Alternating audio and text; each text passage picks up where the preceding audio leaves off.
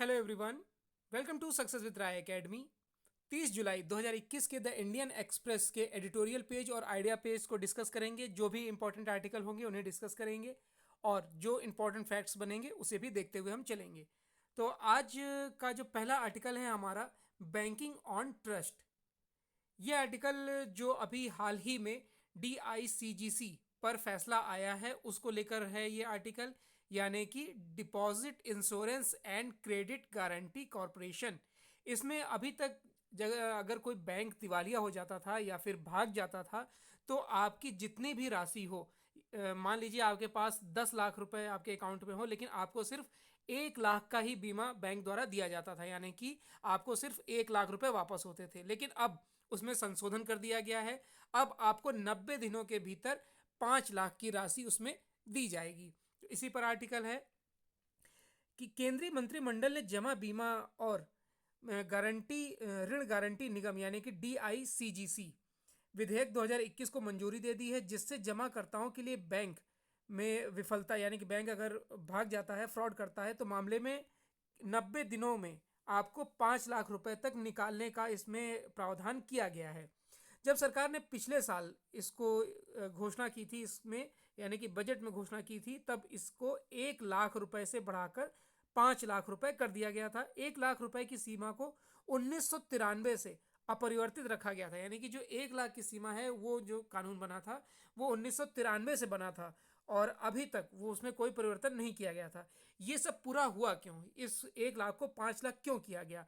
क्योंकि अभी आपने देखा होगा कि पंजाब और महाराष्ट्र जो सहकारी बैंक और विजय लक्ष्मी लक्ष्मी विलास बैंक, इसमें जमा निकासी यानी कि ये दोनों बैंक एक तरीके से दिवालिया हो गए थे, तो उसमें कई ग्राहकों का पैसा फंस गया था। उसके बाद ये निर्णय निकलकर सामने आया है। इस परिवर्तनों का मतलब है कि देश में अधिकांश जमाकर्ताओं को सभी जमा खातों के 98.3% और मूल्य के आधार पर सभी जमाओं के 50.9% को कवर किया जाएगा। यानी कि ये एक आप कह सकते हैं पॉजिटिव न्यूज है। वित्त मंत्री निर्मला सीतारमण ने उल्लेख किया है कि विश्व स्तर पर जमा बीमा कवरेज लगभग 80% गारंटी और जमा मूल्य पर 20 से 30% के लिए गारंटी देता है। जमाकर्ताओं को अपनी जमा राशि प्राप्त करने के लिए लंबी अवधि का इंतजार करना पड़ता था अगर बैंक डिफॉल्ट हो जाता था या फिर भाग जाता था। अब इसमें काफ़ी रियायत दी गई है। 19-20 का जो है उसमें आप कह सकते हैं कि 90 दिनों के भीतर ही आपको ये राशि 5 लाख की राशि मिल जाएगी। हालांकि ये जमाकर्ताओं के हितों की रक्षा के लिए महत्वपूर्ण कदम है, लेकिन अभी और भी इसमें कई प्रावधान किए जाना बाकी हैं, यानी कि इसमें कई सुधार अभी और भी किए जाने बाकी हैं। हाल के दिनों में सामने आई वित्तीय धोखाधड़ी की श्रृंखलाओं ने केंद्रीय बैंक की पर्यवेक्षी और निगरानी क्षमताओं की सीमाओं को उजागर कर दिया है। यानी कहीं ना कहीं उनकी कमियां हैं जिसकी वजह से बैंक ऐसा करती हैं।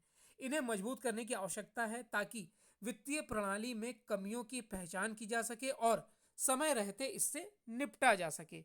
इसके अलावा यह देखते हुए भी DICGC द्वारा दावों के भुगतान की गई राशि सहकारी बैंकों की ओर उतनी अभी कह सकते हैं प्रभावी नहीं है, क्योंकि वहां आए दिन ही कोई ना कोई बैंक दिवालिया हुआ करता है।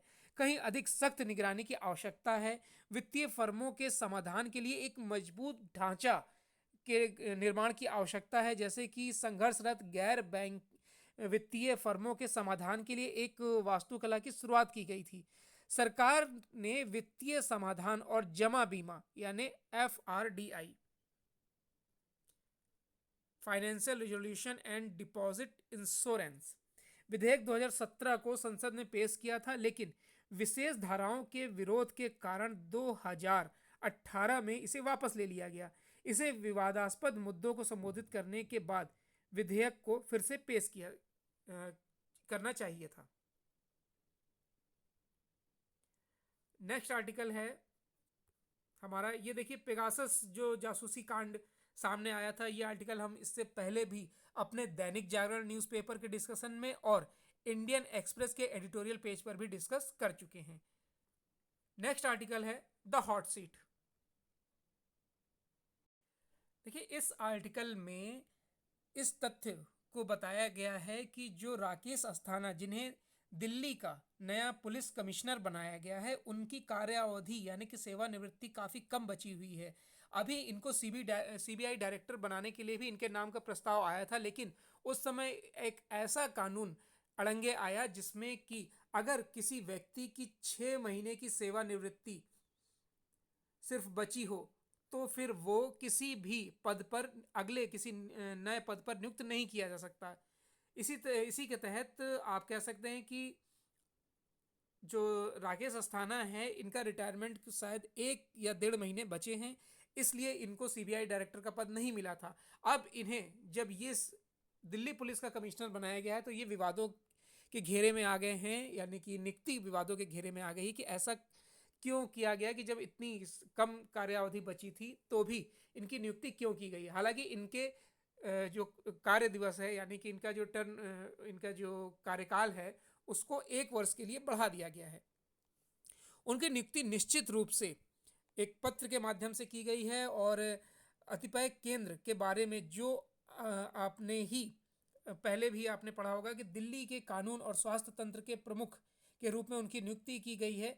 और यह भी आपको पता होगा कि शीर्ष अदालत द्वारा यह स्पष्ट करने के बावजूद कि सेवानिवृत्ति के करीब एक आईपीएस अधिकारी को उस कार्यालय में नहीं रखा जा सकता है। जैसा कि मैंने अभी बताया था कि नियम है कि अगर 6 महीने की सेवानिवृत्ति बची है आपकी तो आपको कोई पोस्ट नहीं दी जाएगी, तब भी इनकी पोस्टिंग की गई है।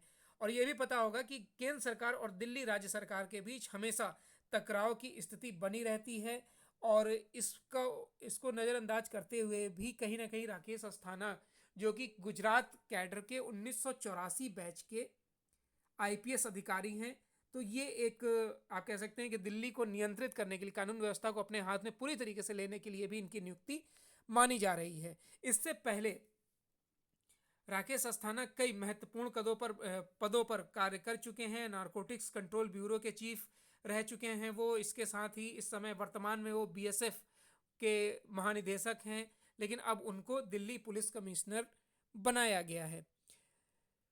अस्थाना के कार्यभार संभालने पर जब दिल्ली पुलिस ने खुद उनको बधाई दी है और कोविड महामारी के दौरान इसके कुछ पुरुष और महिला के जो नियुक्ति हैं उसको भी आप कह सकते हैं संदेह के घेरे में देखा गया था। दिल्ली पुलिस की आलोचनाएं काफ़ी हुई थी, लेकिन केंद्र सरकार ने इन सभी आलोचनाओं को दरकिनार करते हुए इस नियुक्ति को लागू कर दिया है। नेक्स्ट जो आर्टिकल है हमारा वो है आइडिया पेज से, वन नेशन वन पुलिस। और देखिए ये आर्टिकल लिखा गया है प्रकाश सिंह द्वारा। आर्टिकल में ये बताया जा रहा है कि जिस तरीके भारत सरकार ने हाल ही में एक राष्ट्र एक राशन कार्ड, एक राष्ट्र एक रजिस्ट्री, एक राष्ट्र एक गैस ग्रिड, यहाँ तक कि एक राष्ट्र एक चुनाव की बात कर रही है, तो ये विचार प्रशंसनीय है। लेकिन क्या भारत सरकार को इस तरफ भी ध्यान नहीं देना चाहिए कि जो देश भर में विभिन्न सुविधाओं और नेटवर्क में एक एकीकृत योजना जो जारी की जा रही है उसमें देश के विभिन्न क्षेत्रों में एक ही सुविधा के लिए अलग अलग नियम काफ़ी हैरान करने वाले हो सकते हैं। हालांकि एकरूपता के प्रयास में स्थानीय कारकों और विशेषताओं का संज्ञान लिया जाना चाहिए। जब तक क्षेत्रीय विशेषताओं को बनाए रखा जाता है या मान्यता दी जाती है, वही प्रणाली इसकी व्यापक रूपरेखा में स्वागत करती है। हालांकि पुलिस के मामलों में आज हम एक ऐसी स्थिति का सामना कर रहे हैं जहां हर राज्य एक अलग पुलिस अधिनियम बना रहा है। इन अधिनियमों को कथित तौर पर 22 सितंबर 2006 को दिए गए पुलिस सुधारों पर सुप्रीम कोर्ट के निर्देशों के अनुपालन में पारित किया जा रहा है। हालांकि इन अधिनियमों के विश्लेषण से पता चलता है कि इन कानूनों के पीछे का उद्देश्य मौजूदा अर्थव्यवस्था को कानूनी कवर देना है और इस प्रकार न्यायाधिक निर्देशों के क्रियान्वयन में बाधा 18 राज्यों ने पहले ही पूरी कर दी है, पार कर लिया, यानी कि 18 राज्यों ने पुलिस अधिनियम को पारित इसमें कर दिया है। हम एक राष्ट्र कई पुलिस अधिनियम की प्रक्रिया में हैं। यह द्विभाजन क्यों? केंद्र पूरे देश में एक ही पुलिस अधिनियम के प्रति उदासीन क्यों रह रही है?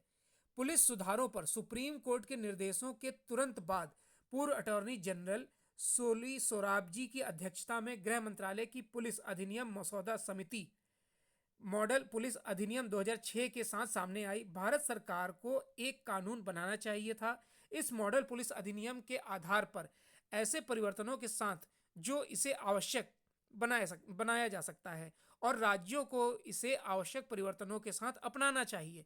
इससे पूरे देश में एक समान पुलिस व्यवस्था सुनिश्चित हो जाती है। ऐसा लेकिन हुआ नहीं। पुलिस जो मॉडल पुलिस एक्ट पारित करने पर केंद्र टाल मटोल करता रहा है। कई राज्यों ने किसी केंद्रीय मार्गदर्शन या निर्देश के अभाव में सर्वोच्च न्यायालय के निर्देशों का खुले तौर पर उल्लंघन करते हुए अपने स्वयं के पुलिस अधिनियम पारित किए हैं। हरीश साल्वे ने इन राज्यों के खिलाफ एक अवमानना याचिका दायर की, क्योंकि कानून प्रकाश सिंह मामले में इस माननीय न्यायालय द्वारा व्याख्या की गई संवैधानिक गारंटी के अनुसार राज्य द्वारा संतुष्ट करने के लिए बुनियादी न्यूनतम आवश्यकताओं के अनुरूप नहीं है। देखिए, संविधान के अनुच्छेद 352 यानी आर्टिकल 252 के तहत संसद को दो या इसके लिए कानून बनाने की शक्ति अधिक राज्य की सहमति से है, और यह बताता है कि लेखक ऐसे अधिनियम सहमति पर लागू होता है। राज्यों और किसी भी अन्य राज्य के लिए जिसके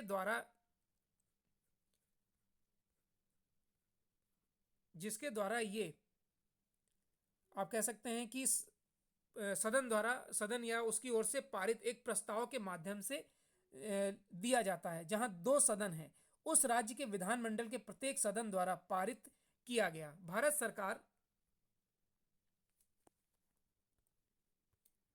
यहां पर लिखा गया है गवर्नमेंट ऑफ इंडिया, यानी कि भारत सरकार कम से कम यूटीएस के लिए कानून बना सकती है और फिर उन राज्यों पर हावी हो गई है जहां उसकी पार्टी समान कानून पारित करने के लिए सत्ता में थी। इस तरह हम 10 से 12 राज्यों में कुछ एकरूपता हासिल कर लेते। अन्य राज्यों में इसी तरह के कानून को लागू करने के लिए राज्यों को उपलब्ध कराए गए आधुनिकरण अनुदान के साथ उनके पारित होने को जोड़कर प्रोत्साहित किया जा सकता था। दुर्भाग्य से ना तो केंद्रीय नेतृत्व ने और ना ही राज्य के नेतृत्व ने इस पर कोई दिलचस्पी दिखाई और मंशा अपनी कोई खास इस पर प्रदर्शित नहीं करी। आवश्यक बिंदुओं को इसमें नकारा गया। इसमें कोई आश्चर्य नहीं है, शाही सत्ता यही करती है, क्योंकि पुलिस को वो अपने नियंत्रण में रखती है और चाहती है कि पुलिस उसके खिलाफ कोई कार्रवाई ना करे, क्योंकि पुलिस के लोगों की लोकतांत्रिक आकांक्षाओं को पूरा करने में सक्षम ये नेता जो होते हैं वो नहीं होते हैं। 1861 में बनाया गया पुलिस अधिनियम लगभग पूरे भारत में लागू हुआ। औपनिवेशिक सरकार का विचार था कि पूरे भारत में पुलिस सेवा, मशीनरी और काम की शर्तें काफी समान होनी चाहिए। 1902 में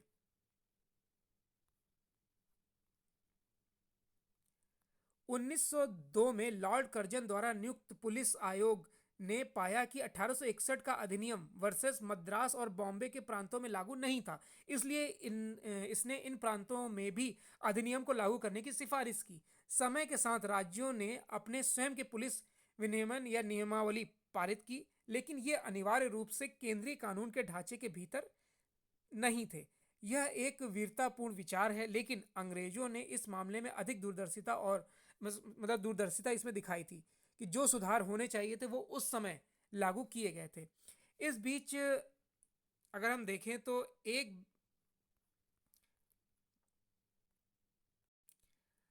अगर पीछे मुड़कर देखें तो शायद संविधान में भारत सरकार अधिनियम 1935 से केंद्र और राज्यों के बीच शक्तियों के वितरण की नकल करना एक गलती थी।